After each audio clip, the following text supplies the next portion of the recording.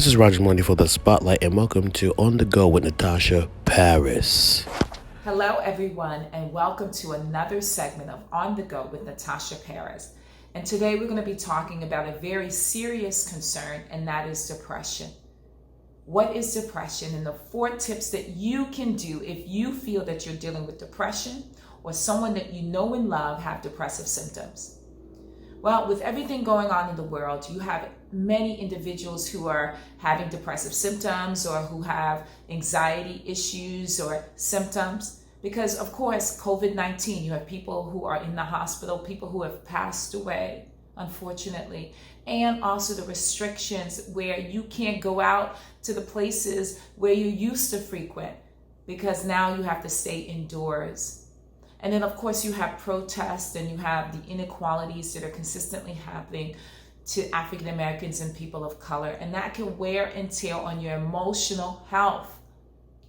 And then you have, of course, the 40 plus Americans who are unemployed. And many of them don't know when their next meal is coming from. They don't know where it's coming. And they cannot pay their bills. So it really takes a toll on their emotional and their mental health. And so, what is depression? Well, depression is a medical need. It's a medical issue because what it does is it impacts the way that you think, it impacts the way that you feel, and it impacts the way that you act. And so, what is depression in its entirety? It's extreme or intensified level of sadness. And it impacts the way that your surroundings. And so things that you once enjoyed, you can't enjoy it because you don't feel like it. You may sleep more often, you may eat more often or less, or you may not get any sleep. You may be withdrawn, you may not want to speak to anyone on the phone and do the things that you once enjoyed. And so what do you do if you feel that you have depression or anxiety, or know someone that has it and you want to help?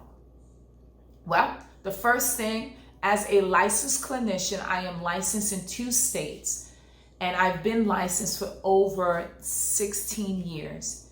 And what I say often is that you want to seek a professional. You want to get professional help. So you might want to start with your medical practitioner, your PCP, your doctor. You may want to start with them, and then they can refer you to either a licensed therapist or a psychologist or a psychiatrist. And in doing so, you can get a diagnosis, a confirmation that you are depressed. And of course, we are skilled enough to support you and get you out of that hump. We can do all that we can, but it takes you. And what I tell my clients all the time is that I would start by praising them and congratulating them and saying it takes courage to admit that something is wrong and that you need help. And it takes additional courage to say something is wrong. Something is wrong. So first, seeking help. And second, saying, yeah, this is not right. This is not who I am. Something is off kilter. So seeking help is the first. The second is, I say, go to the source that has created you. God, open up your Bible. Open it up. As a Christian, I will say, open up your Bible. And I will say, seek that source of support that you need in order to get help. By it being in prayer and reminding yourself of specific scriptures that God said that He will never leave you nor forsake you. He said that He will open up the windows of heaven and pour you out a blessing that you will have no room to receive. He said that if I can feed the birds of the air, look, I can take care of you. So not to worry, not to be anxious for nothing. And go into meditation so you can hear His voice.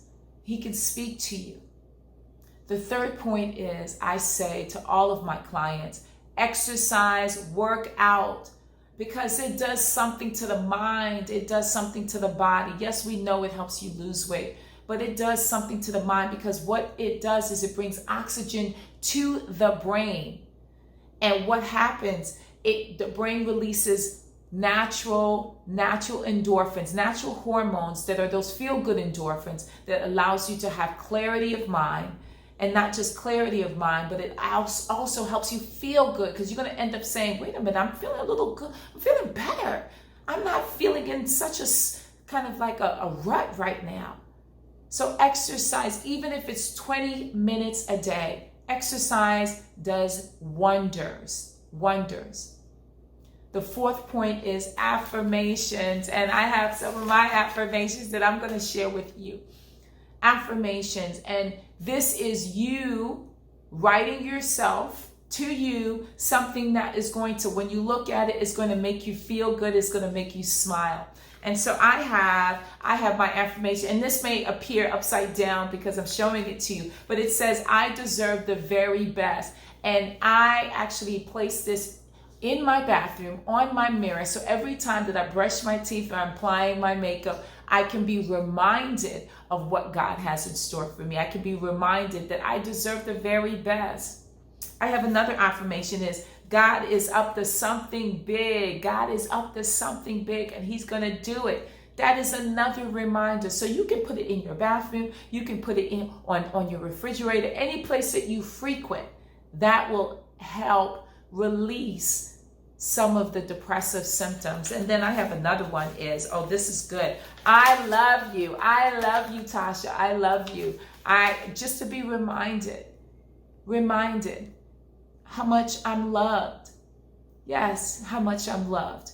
And so all of these 4 points are collective things. There are many other things that you can do, but those are the 4 big ones that I often share with my clients. I say, definitely seek help by a professional. I say, go to the source and pray and meditate, find inner peace.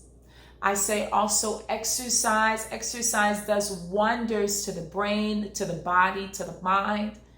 And then, of course, affirmations, reminding how much you are loved. And so with that said, I say depression does not have to be the hold on you. You can go in and sit in the driver's seat of that vehicle and take over and get help when necessary. Because it's a real thing. It's a medical issue that is real. It's not fake.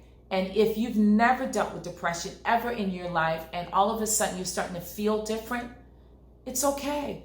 It affects close to 70% of Americans, 70% of people, because many people go through fluctuations. They may be depressed during transitions in their life, and then they get out of it. So it's not a death sentence, and it doesn't mean that you are weak.